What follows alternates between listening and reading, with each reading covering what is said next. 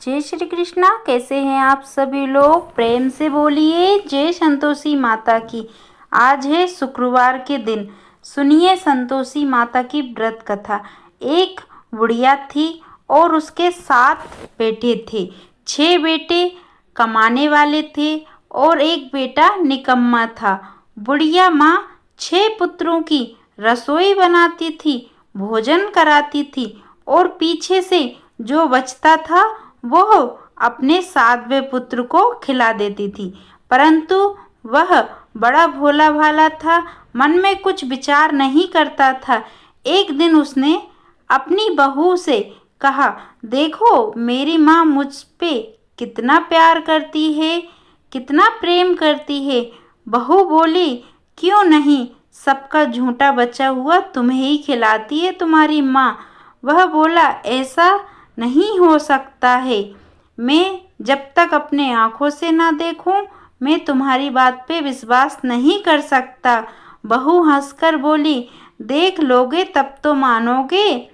बेटा बोला, हाँ। कुछ दिन बाद बड़ा त्योहार आया। घर में 7 प्रकार के भोजन और चूरमा के लड्डू बने। उसने देखने के लिए अपना सिर ढांककर और बहाना बनाकर वहीं पर लेट गया। सिर पर पतला कपड़ा डालकर सो गया रसोई में ही। कपड़े में से छुपकर सब देखता रहा। 6 भाई भोजन करने आए। उसने देखा माँ ने उनके लिए सुंदर सुंदर आसन बिछाए, 7 प्रकार की रसोई परोसी और आग्रह से परोसी। वह देखता रहा। 6 भाई भोजन कर उठकर चले गए। तब माँ ने झूठी थालियों में से कुछ लड्डू उठाए और सभी लड्डू को एक करके एक लड्डू बना दिया। फिर उसने अपने 7वें पुत्र को पुकारा, उठ बेटा, खाना खा ले, अब तू ही बचा है, बाकी तेरे भाइयों ने तो खा लिया। बेटे ने ये देखा, उसको बहुत दुख हुआ। माँ से बोला, माँ मैं परदेश जाना चाहता हूँ। माँ ने बोला, ठीक है तू परदेश चले जाना। वह बोला, माँ मैं आज ही जाना चाहता हूँ। ये कहकर वह घर से निकल गया। चलते समय उसे बहू की याद आई। वह गौशाला में कंडे थाप रही थी। वह गया और बोला, मेरे पास तो कुछ नहीं है, ये अंगूठी है, ये ले लो, अपनी कुछ निशानी मुझे दे दो।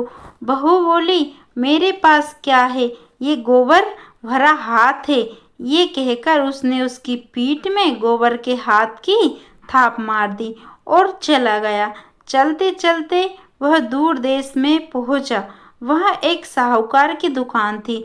उसने उस साहूकार से बोला, भाई मुझे नौकरी पर रख लो। साहूकार ने कहा, ठीक है मैं तुम्हें नौकरी पर रख लूं। उसने पूछा, तनख्वाह क्या रहेगी?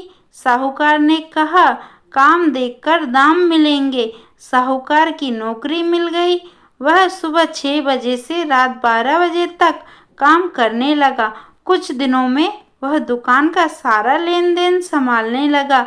साहूकार के 7-8 नौकर चक्कर खाने लगे। ये नया नौकर बहुत ही होशियार बन गया। सेठ ने भी काम देखकर 3 महीने के अंदर ही उसे मुनाफे का साझेदार बना दिया। 12 वर्ष में वह नामी सेठ बन गया और मालिक सारा कारोबार छोड़कर बाहर चला गया। अब बहू पर क्या बीती वह सुनो। सास ससुर उसे दुख देने लगे। सारी गृहस्थी का काम कराकर लकड़ी लेने के लिए जंगल में भेजते। घर की रोटियों के आटे से जो भूसी निकलती उसकी रोटी बनाकर रख ही दी जाती। फूटा नारियल के खोपड़े में पानी रखा जाता। इस तरह दिन बीतते रहे। एक दिन वह लकड़ी लेने जा रही थी कि रास्ते में बहुत सी स्त्रियां संतोषी माता का व्रत करती दिखाई दी। वह खड़ी होकर पूछने लगी, बहनों ये व्रत कैसे होता है, क्या फल मिलता है? उनमें से एक स्त्री बोली, ये संतोषी माता का व्रत है, इससे निर्धनता दूर होती है, लक्ष्मी आती है, मन की चिंताएं दूर होती हैं, घर में सुख शांति रहती है, निपुत्री को पुत्र मिलता है, प्रीतिम बाहर गया हो तो शीघ्र आता है, कुंवारी कन्या को मनपसंद वर मिलता है। स्त्री ने विधि समझाई।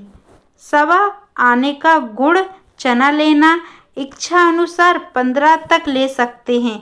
हर शुक्रवार को निर्हर रहकर कथा सुनना और कहना, सुनने वाले ना मिले तो दीपक जलाकर जल के पात्र के आगे करना। बस नियम नहीं टूटना चाहिए। कार्य सिद्ध होने पर उद्यापन कराना। बुढ़िया की बहू वहां से चल दी।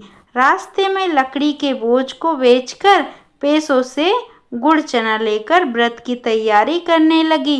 मंदिर में माता के चरणों में जाकर विनती की, हे माँ, मैं मूर्ख हूँ, व्रत का नियम नहीं जानती, दुखी हूँ, कृपया कर दुख दूर करो। माता को दया आई। एक शुक्रवार बीता, दूसरे शुक्रवार को पति का पत्र आया और तीसरे को पैसा भी आ गया। जिठानी मुंह सिकोड़ने लगी, लड़के ताने देने लगे, पर बहू कहती रही, भैया पत्र आएंगे, रुपए आएंगे, हम सबके लिए अच्छा है। बहू ने माता से कहा, मुझे पैसे से क्या काम, मुझे अपने सुहाग से काम है। माता ने प्रसन्न होकर कहा, जा बेटी, तेरा स्वामी आएगा। माता ने स्वप्न में जाकर बेटे से कहा, तेरी घरवाली कष्ट उठा रही है, तू उसकी सुध ले। वह बोला, माँ, परदेश की बात है, लेन देन का कोई हिसाब नहीं है। माता ने कहा, सवेरे नहा धोकर संतोषी माता का नाम लेकर दीपक जलाकर दंडवत कर दुकान पर जा, लेन देन चूक जाएगा, शाम तक धन का ढेर लगेगा। वह जल्दी उठकर मित्रों से कहा, पर वे किल्ली उड़ाने लगे। एक बूढ़े ने कहा, देवता ने जैसा कहा है वैसा ही करना। वह नहा धोकर दीपक जलाकर दुकान पर गया। थोड़ी देर में धन का ढेर लग गया। प्रसन्न होकर घर को रवाना हुआ। बहू जंगल में लकड़ी ले जा रही थी।